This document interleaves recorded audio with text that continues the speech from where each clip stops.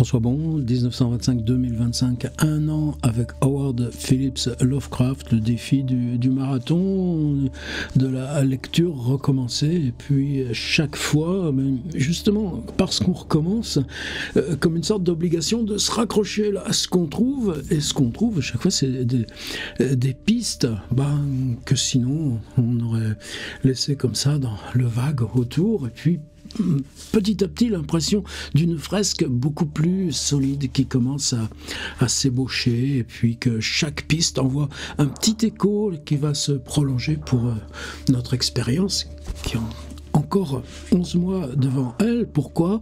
Eh bien parce que Howard Phillips Lovecraft, qui s'achète tous les ans un petit carnet comme ceci, toute l'année 1925, remplit scrupuleusement la petite case de ses activités du jour pour probablement, là par exemple, chaque jour il écrit à Sonia, son épouse, qui a un travail à Cincinnati, mais ses lettres ne nous sont pas parvenues, de même qu'il écrit à ses deux tantes, Liliane et Annie, soit à tour de rôle, soit ensemble, puisque là en ce moment on sait que par exemple Annie Gamwell, elle fait comme Stephen King, que par exemple, qui habitait dans le Maine, mais tous les hivers s'en va résider quelques semaines ou quelques mois en Floride. Annie Gamwell est en Floride, mais les deux tantes s'échangent ensuite les lettres, et pour Lovecraft, ces lettres bien plus longues en fonction de journal. La nécessité, où on peut être soi-même, de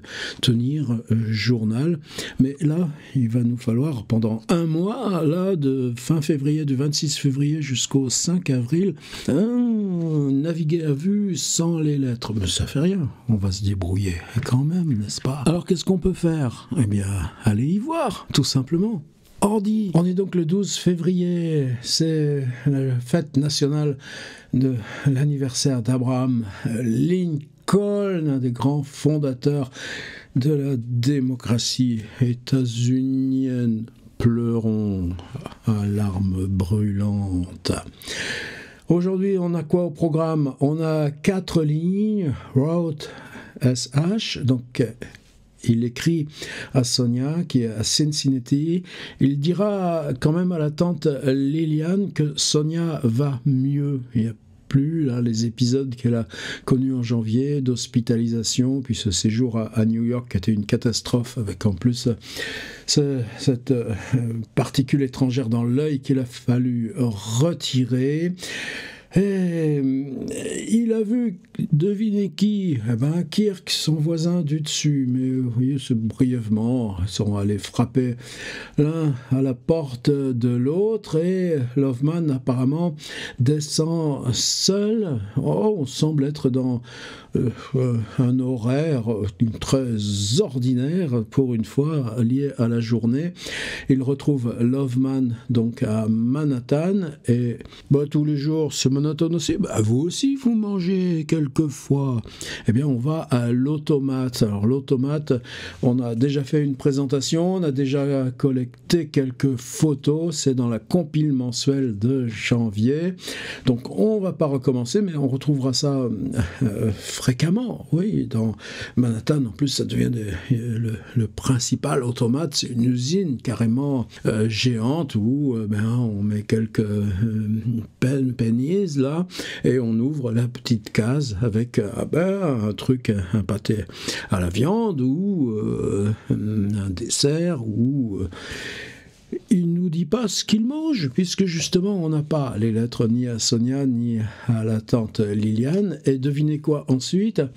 Eh bien, bookstall, ça le mot qu'on commence à le connaître toute cette année à New York. Mais oui, pour moi aussi, je pense que c'est un petit peu la raison de faire ce genre de boulot. Je crois que pendant des années, moi, chaque ville, je me souviens de Marseille, l'odeur du temps, je me souviens Tours, la librairie Le Livre, pendant des années.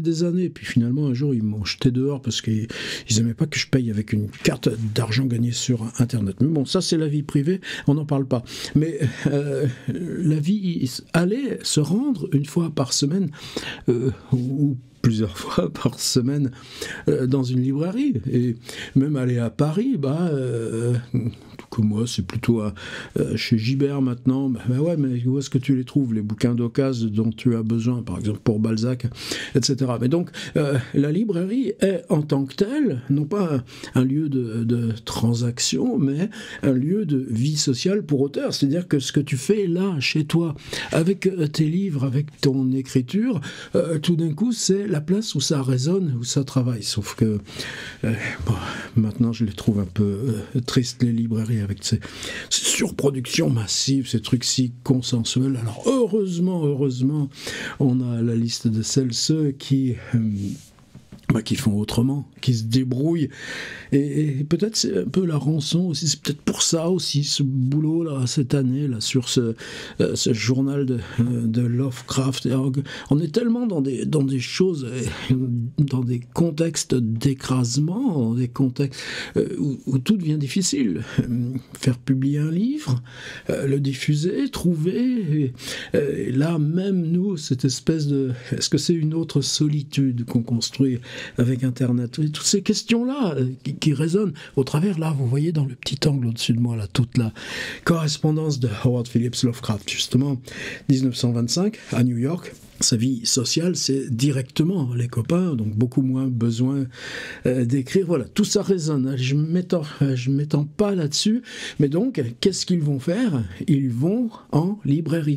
Et j'ai ressorti là, le livre de Goulven Lebrecht, très content d'ailleurs, parce que là, avec la petite mention l'autre jour là, de ce livre, là, sur cette extraordinaire aventure là, des Little Blue Books, on a pu échanger 2 ou 3 messages sur LinkedIn, c'est comme ça. Bien, rappelez-vous, la semaine dernière, il y avait une grande publicité dans le Times avec une large part du catalogue là, des 694 titres là, des Little Blue Books disponibles. Et ils annonçaient que là, cette fin de semaine, les Little Blue Books qui traditionnellement étaient à 5 cents vont passer à 10 cents. Eh bien, Lovecraft et Loveman vont à la librairie new-yorkaise des Little Blue Books pour refaire leur provision. Et ensuite, encore ce mot cinéma. Alors là, c'est justement, pour moi, chaque fois une petite énigme. Parce que vous savez qu'il est déjà la semaine dernière, mais là c'était avec Belknap Long. Et bien des fois, là, dans le calepin, on aura l'indication d'un titre de film. Par exemple, en octobre, on ira voir The Lost World, d'après Conan Doyle, qui est un grand film et un succès massif de l'époque. Mais non, c'est pas ça qu'il va voir. Et on a aussi, en amont, à Cleveland, là, en 1922, c'est cette remarque, c'est-à-dire qu'ils vont au cinéma, là c'est avec Alfred Galpin, et Lovecraft est tout surpris que ce soit dans la plus prestigieuse salle de théâtre de Cleveland, avec les balcons et tout, les dorures, mais que ce soit dans une salle traditionnellement de théâtre, on l'a dédié à ce nouvel art. Il dit simplement des images animées. Mais ça, on va bientôt voir avec le livre de Dench, là, Making the Movies. Et que, ça y est, je suis presque en bouclage là, de la version française. Tous ces trucs-là, c'est important à ouvrir. Mais donc, pour Lovecraft, il y a cette fonction là qui est comme celle de toute son époque, de divertissement du cinéma. Je fais des gestes un peu comme ça, mais ça c'est juste un petit chapiot là, hop là, que je mets des fois quand il fait froid le matin. On ne peut pas dépenser trop de chauffage non plus. Hein. Mais je vais pas laisser ça là devant dans la vidéo tout le temps là, comme puis ressembler là à défunt Michel Tournier qui m'aimait pas beaucoup et réciproquement.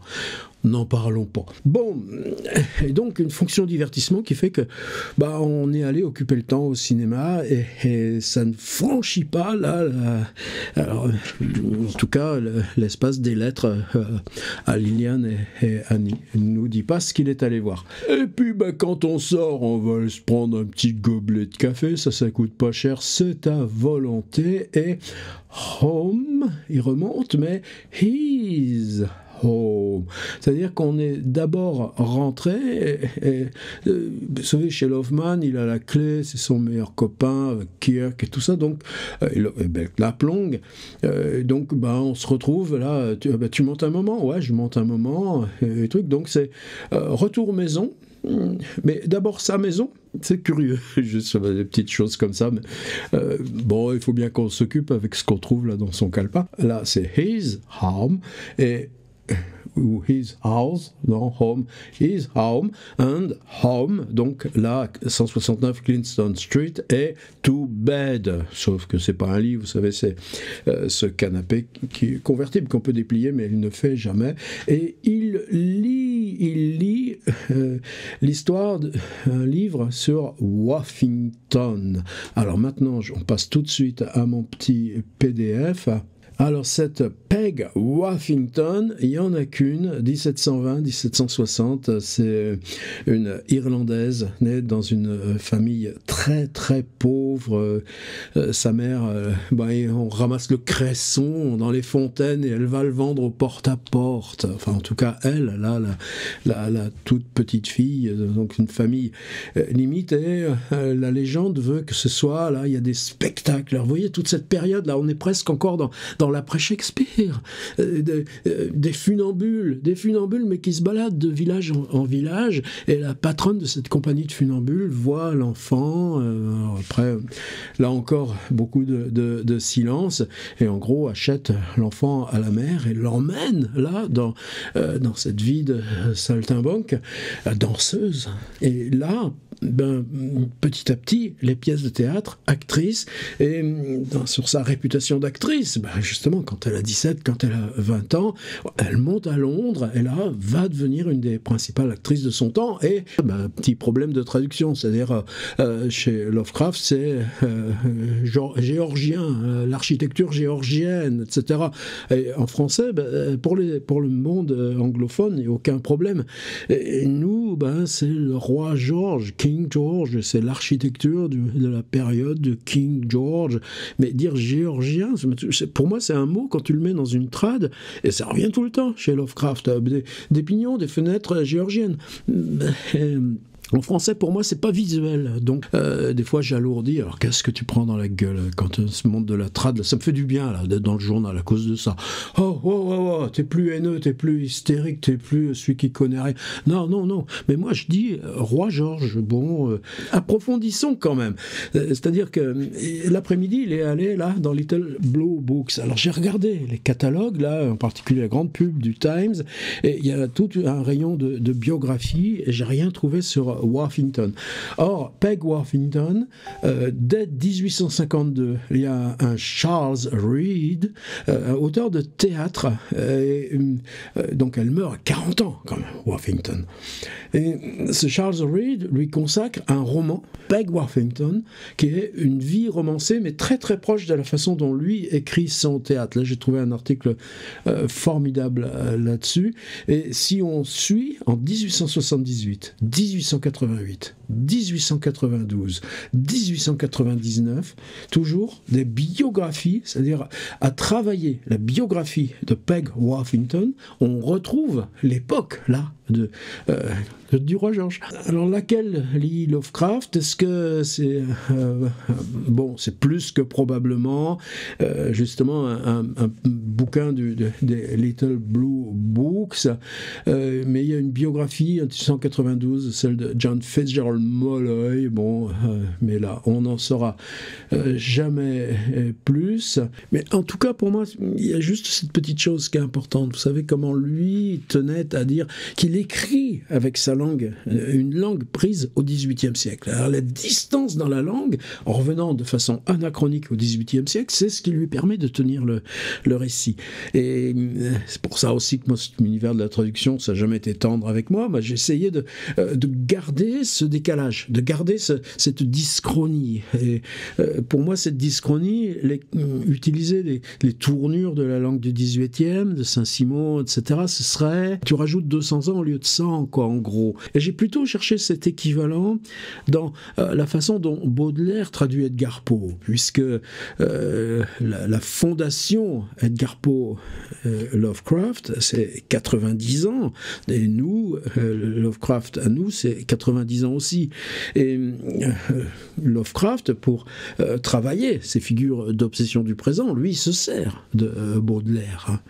Et donc moi, j'ai toujours essayé dans mes trades de retrouver cette même mise à distance par dyschronie, mais en utilisant plutôt ce que je connais le mieux en même temps. C'est-à-dire comment Baudelaire trompe Edgar Poe, mais comment la langue de The Fall of the House of Usher, elle est pour nous ce même décalage chez Baudelaire que la langue du 18e chez Lovecraft. Excusez-moi de, là encore, cette digression, mais quand tu vois tout d'un coup Lovecraft qui rentre chez lui et se précipite sur le petit bouquin, la petite bio de Peg Woffington qu'il a trouvé l'après-midi à 10 cents ou à 5 cents au Little Blue Books, tu te dis, ouais, cette passion qu'il a pour cette époque qu'il dit géorgienne, donc King George, là on a comme ça un petit point qui a profondément à voir avec la fiction. Alors dans le cinéma, j'ai regardé, voici en gros à quoi ressemble, je ne sais pas si ça vaut le coup qu'on aille voir directement le New York Times, regardons juste là les choses que j'ai recopiées. Dans les programmes de cinéma, il y a Charlie's Hound de Sid Chaplin, qui se joue aussi dans un théâtre. Il y a le grand péplum Quo Vadis, il y a The Lost World, mais on va rester sur notre fin concernant les films, puisque je vous répète, Lost World, il n'ira le voir qu'en octobre. Évidemment, toujours là, et c'est dès la première page, on va quand même aller voir le New York Times, la une.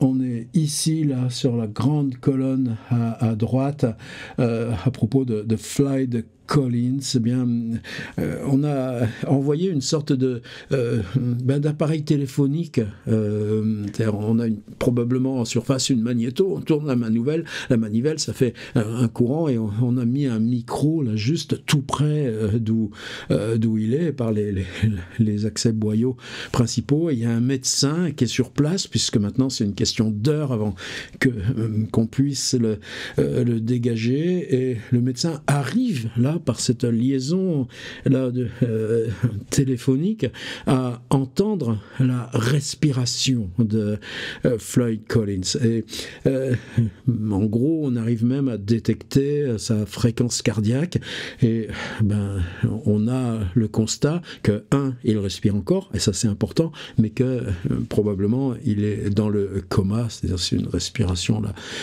végétative. Voilà où on en est. Il y a cette histoire d'huile de banane, en fait.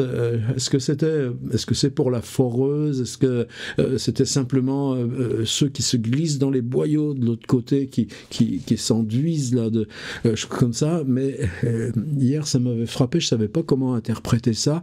Non, c'est dans les boyaux là qui permettent l'accès, mais pas de dégager Floyd Collins. On a renversé un bidon d'huile de banane par accident. Donc je pense que plutôt, tout simplement, c'est pour qu'ils puissent, ceux qui ont établi le contact puissent se glisser dans ces boyaux. Et ceux qui sont là avec la foreuse, qui ont débouché dans une crevasse, il y a des insectes donc qui sont échappés de la fissure, ce qui est bon signe. Ça veut dire qu'on arrive à la grotte, mais que de l'autre côté, ils ont perçu cette odeur d'huile de banane. Voilà, en gros, où on en est avec Floyd Collins, mais ça continue tous les jours d'être l'actualité, au point que en Allemagne, dans la Ruhr, il y a un très grave accident minier. Il y a 200 mineurs au fond. Et oui, mais ces 200 victimes, là, on n'en parlera pas. C'est-à-dire, c'est cette question-là de l'information simultanée, du traitement médiatique. C'est que dimanche dernier, 10 000 personnes sont venues pique-niquer là au-dessus d'où agonise un homme. Bon, c'est pour ça que nous, là, on fait ce boulot de dissection. Voilà, une pub pour les... Là, on est en 1930, 200 nouveaux titres dans les Little Blue Books, amour, fiction, éducation, humour, mariage, les femmes, ou Woman, collection féministe, science, hygiène et autres. Un de leurs grands succès, c'est comment photographier soi-même. Ça, c'est aussi dans les petits encadrés du Times, sur scène, dans les vaudevilles. Bon, je te tire dessus. Et zut, c'était pas à blanc. Bon, il n'y a pas de victime. Oula, parce que la balle a frôlé le gars et allait se planter. Ouais, mais c'était une vraie balle et pas un truc à blanc. Vous savez, il y a eu une histoire comme ça qui est passée en jugement encore il y a moins de 2 ans là, sur un tournage de film. À qui c'est la faute dans ce cas-là? Si c'est l'acteur qui tire, mais qu'on lui a donné un pistolet, donc évidemment, il est chargé à blanc et que là, cette fois, il y a eu une costumière, je crois, qui est décédée. Bon, les copier-coller. Comme c'est la fête de Lincoln, Le Monde publie un document inédit, une lettre évidemment manuscrite qu'il publie en fac-similé, donc ce rôle de l'image là, dans la presse. Et c'est quelque chose, on est dans 2 ans, Lindbergh va traverser l'Atlantique.